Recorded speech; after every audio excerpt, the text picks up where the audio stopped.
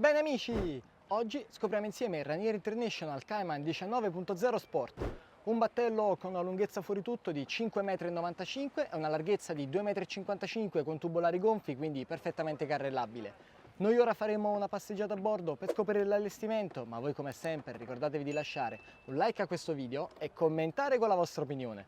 Scopriamolo insieme! A poppa si trovano due plancette aggiunte allo scafo, separate dal motore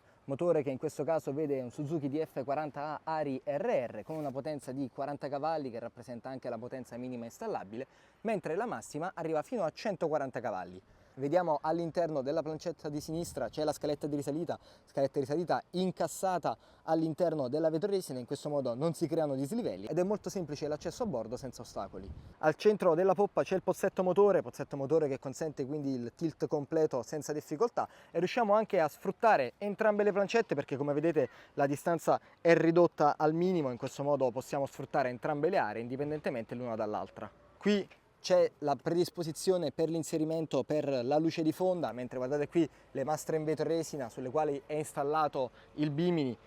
in questo caso opzionale con gli archetti in acciaio, ma su richiesta è possibile installare anche un roll bar, mentre ai lati ci sono due maniglie tienti bene comodissime con anche la galloccia per l'ormeggio che danno tanta sicurezza. In questo modo si è sempre ben protetti all'interno del pozzetto con accesso preferenziale sul lato di sinistra perché c'è questo corridoio ricavato dal divano di poppa. Qui vediamo sia la doccetta per il risciacquo nella zona posteriore, mentre qui davanti a noi c'è il tappo d'imbarco per il serbatoio del carburante. Entriamo quindi a bordo, vi dicevo, divanetto di poppa che è lineare con schienale che può essere regolato su 3 inclinazioni. Abbiamo la prima a 90 gradi come in questo caso, oppure possiamo scegliere di ribaltarlo a 45 oppure estenderlo del tutto verso poppa per ampliare ancora di più l'area prendisole. Area prendisole che può essere estesa ulteriormente grazie all'aggiunta di una prolunga, perché guardate qui ci sono i supporti sulle quali è possibile installare un'ulteriore pedana con cuscino e quindi avere un'unica grande zona prendisole di poppa e guardate qui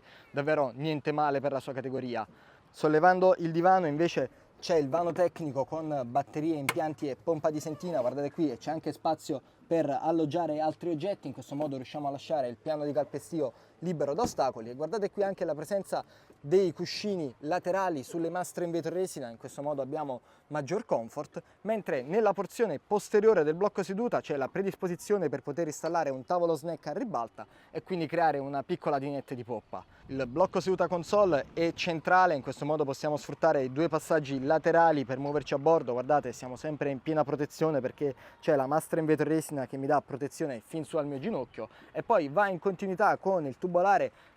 in neoprene orca, quindi massimo della qualità, con il piano di calpestio sempre ben incassato, quindi come vi dicevo anche le persone meno esperte possono salire a bordo e restare in piena sicurezza perché i tubolari poggiano in acqua nella porzione terminale e quindi siamo sempre costantemente protetti. La postazione di comando vede un divano biposto con schienale che si può abbattere verso prua per ridurre gli ingombri e soprattutto possiamo sollevare la porzione inferiore della seduta per creare un supporto e farlo diventare poggiareni, molto comodo per chi desidera guidare restando in piedi. In basso non manca un gavone stagno per aumentare lo spazio di stivaggio e abbiamo anche le botole di ispezione per il serbatoio del carburante posizionato al di sotto del piano di calpestio e abbiamo anche un ulteriore portello stagno posizionato al di sotto della console che permette non solo di riporre gli oggetti ma anche di ispezionare l'interno della console stessa e quindi effettuare tutte le operazioni di rimessaggio ordinarie e straordinarie. Su richiesta possiamo scegliere di installare un frigorifero rinunciando a un gavone. Io mi pongo quindi al comando, vedo che ho il timone ben raggiungibile davanti a me, guardate qui quanto spazio c'è con le ginocchia, quindi siamo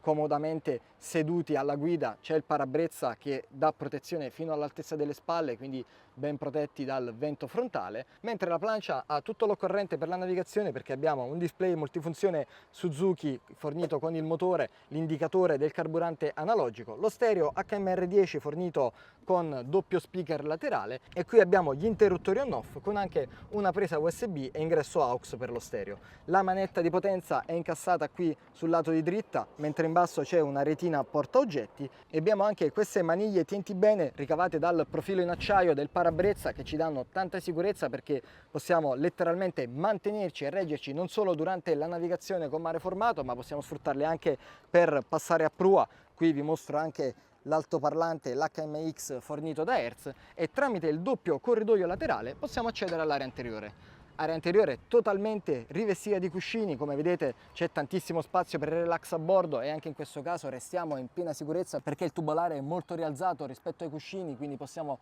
tranquillamente rilassarci e poterlo sfruttare anche come poggiatesta o poggiaschiena, con anche qui le 3 maniglie per tubolare su ogni lato. In più possiamo scegliere di rimuovere la prolunga posteriore del prendisole, in questo modo aumentiamo il piano di calpestio a bordo e riusciamo letteralmente a circumnavigare intorno alla console di guida, e abbiamo anche questa poltroncina monoposto tenuta anteriormente al cassero. In più il prendisole è gavonnato al suo interno, c'è un primo portello molto ampio che dà accesso a un grandissimo gavone dove riporre tutte le dotazioni di sicurezza, gavone che è anche controstampato, quindi pulito alla vista, mentre al di sotto del cuscino di prua c'è il vano dedicato alla cima e all'ancora, perché come vedete c'è il musone in vetro resina con doppio supporto laterale che agevola la salita e la discesa, supporto che opzionalmente può essere anche rivestito in Eva Foam come l'intero piano di coperta per avere maggior superficie antisdrucciolo e agevolare quindi la salita e la discesa in caso di ormeggio di prua.